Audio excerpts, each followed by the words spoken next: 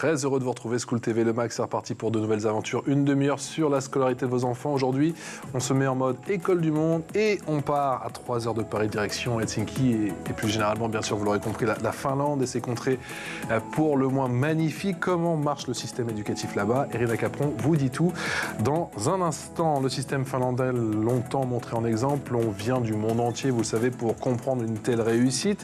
Est-ce encore le cas aujourd'hui? Certains pointent du doigt certaines limites de l'approche depuis une dizaine d'années. Faut-il des évolutions? Pourquoi pas des réformes? On en parle dans un instant avec nos invités. La Finlande, comme le reste du monde, face au défi de la désinformation. Comment éduquer nos élèves à l'information? Fact-checker doit-il devenir la norme? Et comment ça se passe en Finlande? Irina nous en dit un petit peu plus. Et puis, on en parle également, bien évidemment, avec nos invités. Bonjour Nadia Elving. Merci d'être avec nous, merci d'avoir accepté notre invitation. Vous êtes professeur de français en Finlande et vous êtes l'heureuse maman de 3 enfants. Mathias Kemener, bonjour Mathias. Bonjour. Expert technique international détaché auprès de l'Agence nationale pour l'éducation finlandaise et vous êtes également proviseur adjoint au lycée franco-finlandais. Il y a combien d'élèves? On a à peu près 840 élèves. C'est conséquent. On en parle dans un instant, juste après la loupe, avec Irina. Salut Irina, comment ça va? Bonjour Patrice, ça va très bien et vous? Super, je suis très heureux de parler du système finlandais. Assurément l'un et pourquoi pas le meilleur système éducatif au monde. Effectivement, alors pour rappel, la Finlande est un pays membre de l'Union européenne situé entre la Suède et la Russie. La capitale, monsieur Patrice? Helsinki. Ouais, bravo, j'essaie de vous piéger mais ça marche pas. Ça marche pas. Il y a environ plus de 5 540 000 habitants et concernant donc le système scolaire, les enfants doivent participer à l'enseignement donc préscolaire à l'âge de 6 ans avant d'entrer à l'école fondamentale. La journée dure environ 4 heures. Ensuite, l'enfant entre dans cet enseignement fondamental à l'âge de 7 ans pour une durée de 9 ans. À l'âge de 16 ans, l'élève peut suivre une formation professionnelle ou entrer dans un lycée général pour obtenir le baccalauréat et le lycée dure comme en France 3 ans. La scolarité obligatoire a été élargie en Finlande en 2021. Tous les jeunes doivent maintenant étudier jusqu'à l'âge de 18 ans. Quelles sont les particularités de ce système finlandais? Alors la rentrée scolaire a lieu généralement en août et se termine fin mai, début juin. Les élèves ont cours de 8h30 à 15h30. Les élèves peuvent recevoir de l'aide spécialisée pendant cet enseignement fondamental, donc de 7 à 12 ans. Il n'y a ni devoir ni examen de 7 à 12 ans.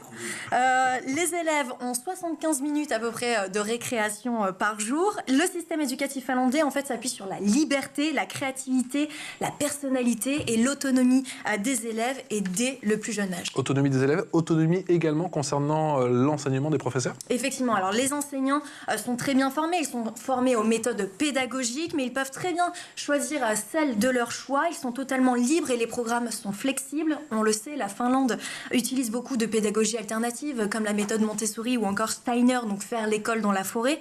La plupart des enseignants accordent justement une grande importance à l'éducation, à la nature et à l'artistique, considérés comme des vecteurs essentiels du développement à la personnalité. Ça donne quoi au classement PISA? Alors depuis le lancement du programme international pour le suivi des acquis des élèves, la Finlande a régulièrement affiché de bons résultats. Selon le dernier classement de 2018, la Finlande arrive à la 7e place en lecture et en sciences sur 79 pays. Et on remarque quelques lacunes en mathématiques puisqu'elle arrive à la 16e place. Mais selon Anita Leikkonen, secrétaire d'État au ministère finlandais de l'Éducation, la Finlande n'est plus le pays proposant la meilleure éducation. Elle dit, je cite, « Nos jeunes ne sont plus les plus intelligents ». Ça va donner matière au débat forcément. C'est parti, l'expression orale. L'expression orale avec Nadia Elving, professeure de français en Finlande, et avec Mathias Kemener, qui est notamment proviseur adjoint au lycée franco-finlandais d'Helsinki. 800 élèves, vous nous avez dit, Mathias, il y a un instant. Les élèves finlandais sont les plus heureux du monde? Alors, c'est difficile à dire s'ils sont les plus heureux du monde, mais c'est sûr qu'ils travaillent, ils étudient en tout cas dans des conditions et avec un suivi et un soutien qui est quand même particulièrement important. Déjà, on a des classes qui sont moins nombreuses qu'en France. Sur le primaire, on est à peu près et même au collège, on est à 20 élèves par classe au primaire et 25 au collège. Donc, nécessairement, nécessairement, déjà, cette proportion d'élèves par classe fait que l'élève a un environnement et un cadre de travail qui est quand même particulièrement adapté à ses besoins. Et ça, c'est valable à la fois pour, justement, pour la personnalisation qu'il peut y avoir pour chaque élève, l'individualisation, bien évidemment, et aussi en termes techniques et technologiques, c'est vrai que les établissements finlandais sont quand même très bien fournis, ce qui permet quand même de faire un travail de grande qualité. Alors, les plus heureux, je ne sais pas, mais c'est sûr qu'en tout cas, tout est mis en œuvre pour que ces enfants puissent s'épanouir dans le cadre scolaire, et je pense que cette notion d'épanouissement de l'élève, mais cet épanouissement j'ai envie de dire de l'individu, de l'enfant, c'est vraiment au cœur finalement du système éducatif finlandais, très clairement. Oui, Nadia, la Finlande est donc le pays le plus heureux du monde. Pourquoi, selon vous, l'éducation y est pour quelque chose ? Oui, certainement. Alors, il y a beaucoup de débats sur cette question du pays le plus heureux ou des élèves les plus heureux. Je crois que les critères sont importants aussi à définir dans ce genre d'enquête. Mais on peut constater, en tout cas, en tant que maman, j'ai pu constater que c'est vrai que les enfants ont un enseignement très progressif. Donc, ils commencent, comme vous avez justement dit, l'école à 7 ans, avec en général, ils commencent le jardin d'enfants vers 1 an. Le jardin d'enfants est vraiment pour le jeu, pour l'éveil. Comme l'a dit Monsieur Kemener, c'est vraiment centré autour de l'épanouissement de l'enfant plus que les apprentissages. Mais à partir du primaire, l'enseignement est progressif, ils ont des demi-journées, ils ont beaucoup de temps libre, ils ont beaucoup de temps pour les activités extrascolaires aussi. Pas beaucoup de pression au niveau des notes, il y a des notes. La responsabilité des devoirs n'est pas sur les parents, les devoirs, s'il y en a, se font en général à l'école. Et à partir du collège, on voit quand même un changement. Les exigences deviennent un peu plus importantes et c'est vrai qu'on demande aussi aux enfants d'avoir un degré d'autonomie assez important, une responsabilité par rapport à leurs apprentissages qui peut-être est différent dans un enseignement français. Justement, Nadia, vous en parliez. Comment on encourage l'autonomie des jeunes élèves, des enfants en Finlande ? Quelles sont les approches utilisées ? Alors, je crois qu'il y a quelque chose de fondamental dans la société finlandaise. C'est une société qui est basée sur la confiance. Et à l'école, on ressent ça aussi. On va donner l'opportunité, c'est en fait une pédagogie très bienveillante. Et on parle de pédagogie positive, où on va donner à l'enfant des moyens de se développer et par exemple de s'auto-évaluer. On va guider ses apprentissages en tant qu'enseignant et c'est l'enfant qui va faire le travail de réflexion sur ses propres apprentissages aussi. On va laisser, il y a énormément de dialogue entre les enseignants et les enfants. Quand on a une réunion de parents d'élèves, par exemple, l'enseignant s'adresse directement à l'enfant. Donc l'enfant est responsabilisé par rapport à ses apprentissages, ce que je trouve qui est très positif.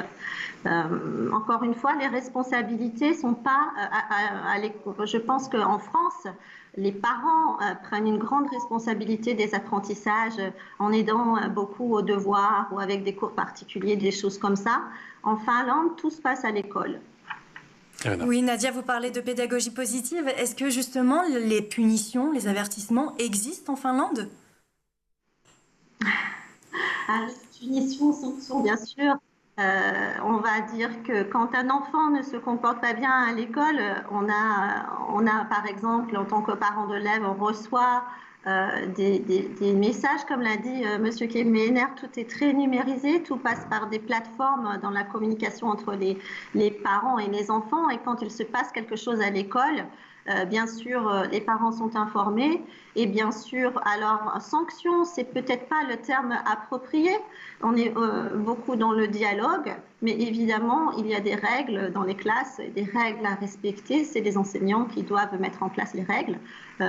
Mais il y a aussi des heures de colle, mais c'est relativement rare ce genre de sanctions et en général, on est plus dans une approche de dialogue que dans une approche de sanction. Le dialogue, avant tout, on l'a compris, Mathias Kemener. Comment l'élève prend-il conscience de son environnement? Comment il apprend à l'apprivoiser? C'est-à-dire l'environnement scolaire ou l'environnement extérieur? Oui, scolaire, ouais, tout à fait. L'environnement scolaire, j'ai envie de dire, comme l'a dit Madame Elfing, ça commence déjà au préscolaire, où le préscolaire, derrière cet aspect un petit peu ludique, c'est véritablement du préscolaire, c'est-à-dire qu'on les forme quelque part à adopter un certain nombre de comportements, entre guillemets, pour pouvoir justement ensuite devenir des élèves qui soient responsables et conscients de leur progression, de leur évolution, cela bien sûr avec l'accompagnement permanent de toute façon des profs.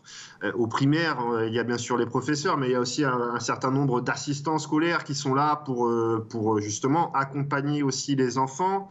Nous avons Vous coupez, Mathias. Aussi, ça se traduit comment? On a fait des émissions, on en fait chaque semaine effectivement dans le monde entier. J'ai vu par exemple, si je me souviens, en Corée ou encore au Japon, les élèves sont amenés à ranger la classe, voire même à la nettoyer. Il y a des initiatives comme cela justement pour responsabiliser les élèves assez tôt? Alors, non, peut-être pas nettoyer la classe. Par contre, il y en a qui peuvent avoir à nettoyer la cantine. Donc ça fait partie entre guillemets d'une forme de comment dirais-je, de premier contact un petit peu avec le monde professionnel entre guillemets. C'est de travailler une matinée à la cantine, de travailler une matinée à la bibliothèque.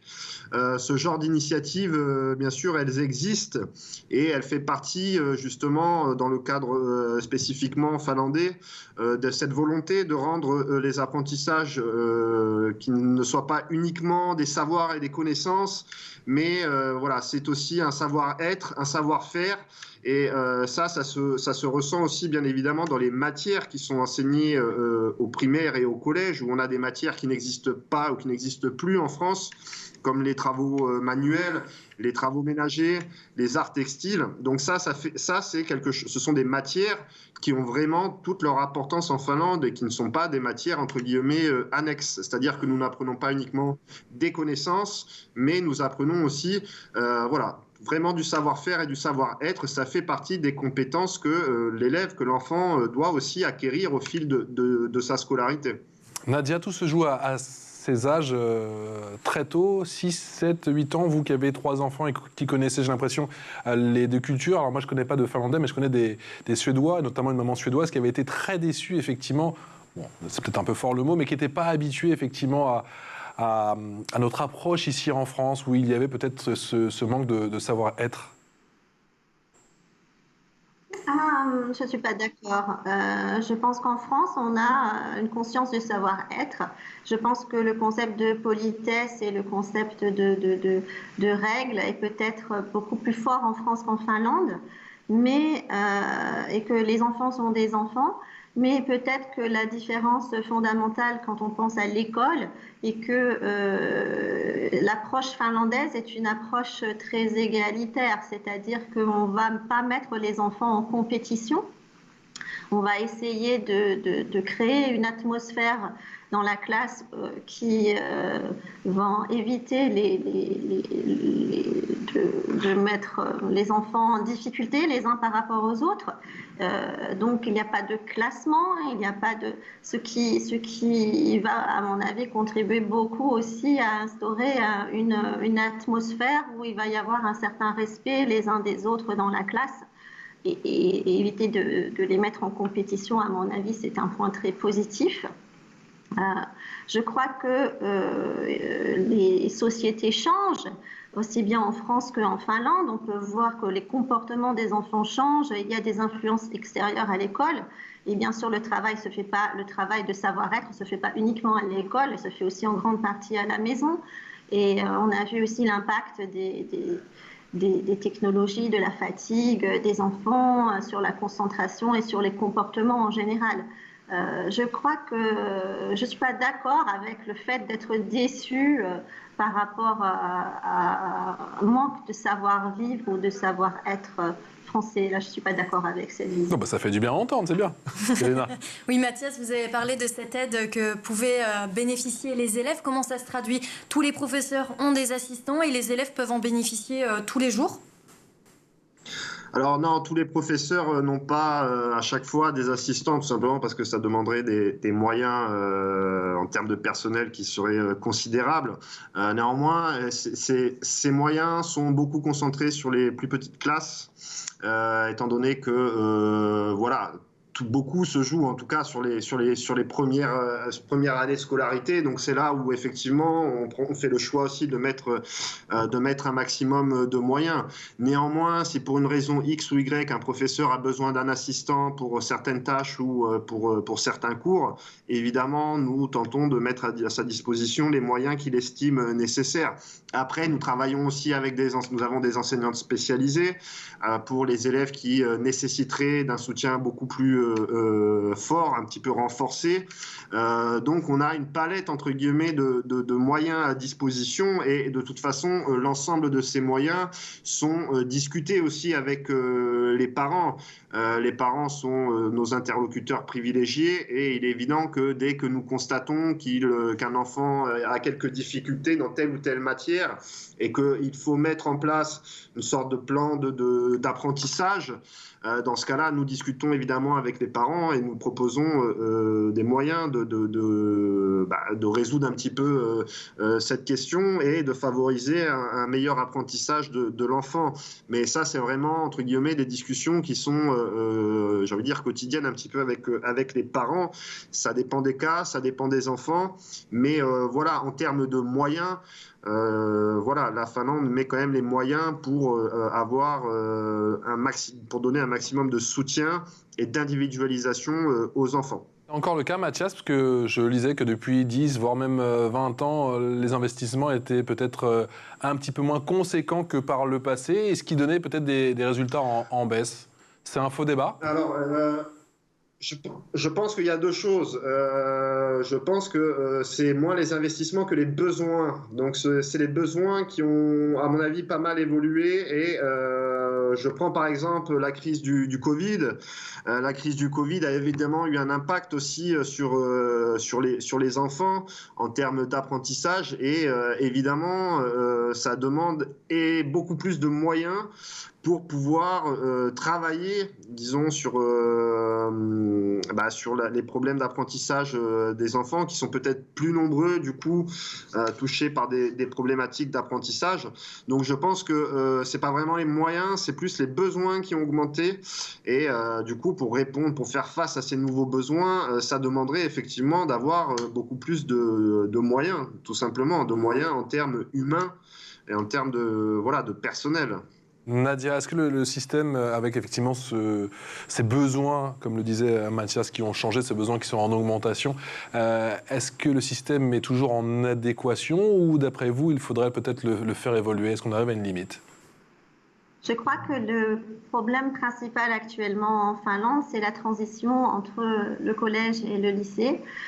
Vous avez mentionné cette nouvelle loi qui rend l'école obligatoire jusqu'à 18 ans. C'était en grande partie pour essayer de contrebalancer le décrochage scolaire qui, depuis un certain nombre d'années, est devenu plus important, alors que la Finlande était un des pays où le décrochage scolaire était le plus bas. Et il y a un problème important actuellement de décrochage, particulièrement chez les jeunes garçons. Dans Helsinki est un cas assez particulier, la capitale est particulière, mais on peut quand même constater que pour rentrer au lycée, il ne suffit pas d'avoir juste des notes moyennes et de réussir son collège. Le système finlandais qui est basé sur qui est fier d'être basé sur ce principe d'égalité est quand même ce modèle est en train de se fissurer, à mon avis, quand on voit que pour entrer dans beaucoup d'établissements scolaires au niveau du lycée, les moyennes qu'on demande aux enfants sont des 9 ou des 9,5 ou avoir un 8 sur 10 en Finlande n'est pas suffisant pour entrer dans le lycée qu'on a choisi en général, en tout cas sur la capitale. Donc ça pose vraiment la question, qu'est-ce qu'on va faire avec ces jeunes qui ne peuvent pas rentrer au lycée et qui peut-être ne savent pas encore ce qu'ils veulent faire. C'est peut-être trop tôt pour eux pour faire une école professionnelle, par exemple. Donc ça, je pense qu'on est en train de réfléchir à cette question. Rendre l'école obligatoire jusqu'à 18 ans ne veut pas dire que les enfants vont rester dans le système scolaire jusqu'à 18 ans. Tiens, c'est ce et que le l'école... risque, c'est qu'il y ait... Je vous en prie. Le risque, c'est qu'il y ait des enfants qui soient là et qui restent là jusqu'à 18 ans et qui n'aient pas de diplôme et qui n'aient rien. Et à mon avis, c'est une inquiétude qui grandit ici en Finlande. Non. Et bien sûr, comme l'a mentionné, le Covid a eu un impact important aussi sur le décrochage. Oui, mais Mathias, selon le classement PISA, les élèves ont plus de difficultés aussi en mathématiques qu'en lecture et en sciences. Comment expliquer ce problème ? Alors, bon, je ne suis pas expert de la question des mathématiques. C'est vrai que mon expertise, c'est surtout sur la question de la langue. Mais concernant les mathématiques, c'est peut-être aussi des méthodes d'apprentissage qui ont peut-être assez peu évolué finalement dans le temps, quand d'autres pays essayaient un petit peu d'expérimenter des nouvelles méthodes, entre guillemets, d'apprentissage des mathématiques. Et c'est vrai que il me semble que la Finlande n'a pas particulièrement beaucoup modifié finalement sa façon d'enseigner les mathématiques. Donc c'est peut-être là-dessus qu'il faut chercher ce décrochage entre guillemets par rapport à d'autres pays qui eux ont trouvé des solutions pour finalement améliorer l'apprentissage des mathématiques. Ça peut être notamment à travers un petit peu plus d'expérimentation, un petit peu plus de manipulation et d'être moins dans un aspect un peu rigoureux entre guillemets avec des exercices mathématiques traditionnels. Donc ça peut être ça, c'est une des possibilités qui peut expliquer ce décrochage en mathématiques. Mathias, Nadia l'évoquait, elle parlait effectivement du rôle de l'école et notamment bien sûr en Finlande pour lisser les inégalités. On sait que vous êtes fiers de votre système parce que ça marchait très bien, ça semble marcher un petit peu moins bien. Est-ce que l'école joue aussi son rôle de machine à intégrer aujourd'hui ? Je pense que oui. Je pense que le problème, vous parlez d'intégration en tant que citoyen. Tout à fait, ouais. Je pense que là, honnêtement, n'est pas le problème. Madame Elfing parlait notamment de cette passerelle, disons, entre le collège et le lycée, qui est vrai, est un petit peu l'un des soucis du système, où on a des enfants qui sont quand même dans une démarche de bienveillance de la part des enseignants et du corps éducatif, et qui, en rentrant au collège et progressivement au cours du collège, voient que finalement, le fait d'avoir des bonnes notes va avoir un impact qui est déterminant par rapport au lycée. Et ça devient un petit peu aussi concurrentiel par rapport aux autres élèves, aux notes, etc.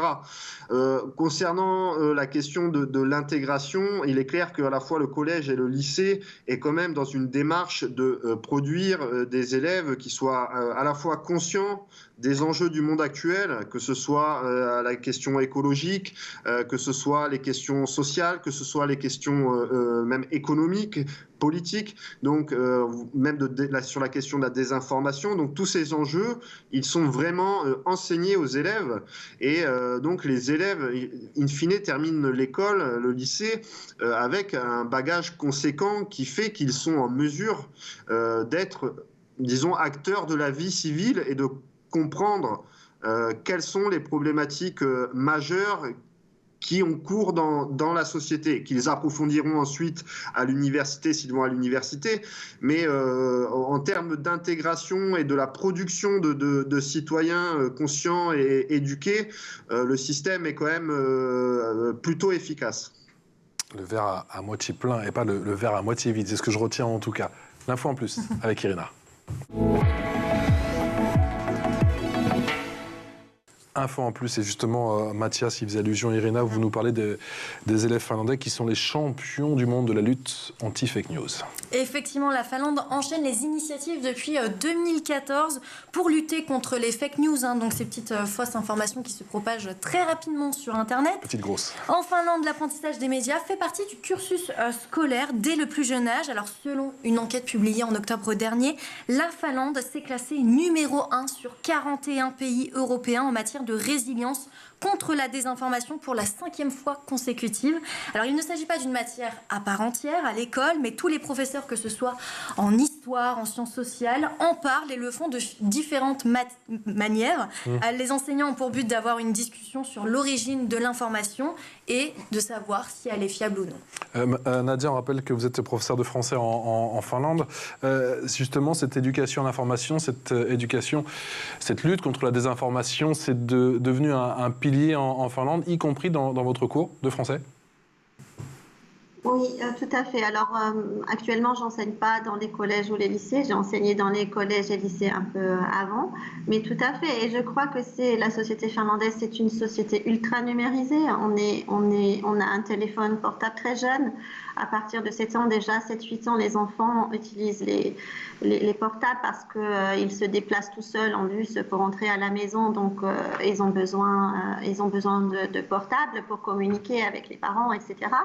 Et puis, ils sont sur les réseaux sociaux très jeunes aussi, les groupes WhatsApp, pour communiquer avec les autres élèves de la classe. Donc, on fait face à des situations où ils doivent être éduqués relativement jeunes sur les dangers de ce qu'ils peuvent lire, de ce qu'ils peuvent voir sur Internet et savoir faire la part des choses. Donc, je crois que c'est crucial.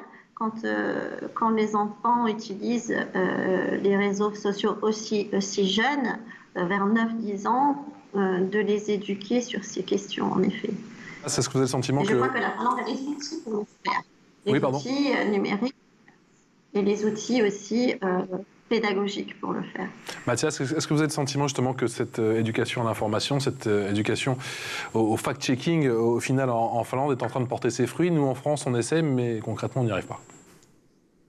Alors, oui, en Finlande, ça porte relativement ses fruits. Encore une fois, les élèves et les adolescents sont conscients de ces enjeux. Ça ne veut pas dire que ça fonctionne, entre guillemets, à chaque fois, mais ces enjeux sont enseignés, sont pris en compte.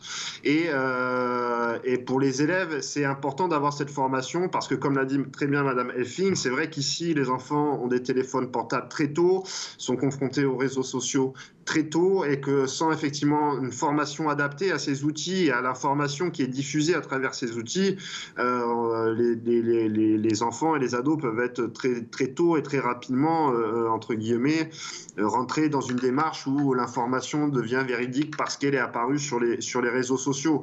Donc ça, c'est un enjeu dont les élèves ont tout à fait conscience. Donc ça veut dire que fondamentalement, l'éducation qui est faite autour de ces questions est plutôt fonctionnelle. Maintenant, de ce que je sais en France et de ce que j'ai vu en France, il y a aussi une éducation qui est faite sur cette question de la désinformation. Il y a un certain nombre de programmes qui sont mis en œuvre et de projets. Et je pense que en France, si ça ne porte pas ses fruits maintenant, ça portera ses fruits à un moment donné. Et de toute façon, nous parlions tout à l'heure de l'intégration. C'est une question cruciale aussi en termes de démocratie pour les écoliers d'aujourd'hui qui seront les citoyens de demain et de pouvoir finalement vivre leur vie de citoyens en ayant toutes les cartes en main, en étant capable aussi de ne pas se laisser abuser, entre guillemets, par des informations qui seraient tout à fait trompeuses et erronées. Dernière question, Nadia, avec les études supérieures, l'université, est-ce que vous avez le sentiment que vous arrivez à garder vos meilleurs éléments, ceux dont on dit qu'ils sont parfois les meilleurs élèves du monde? À l'université? Oui, est-ce que la Finlande arrive à garder ses meilleurs éléments aujourd'hui? Où est-ce qu'ils s'en vont?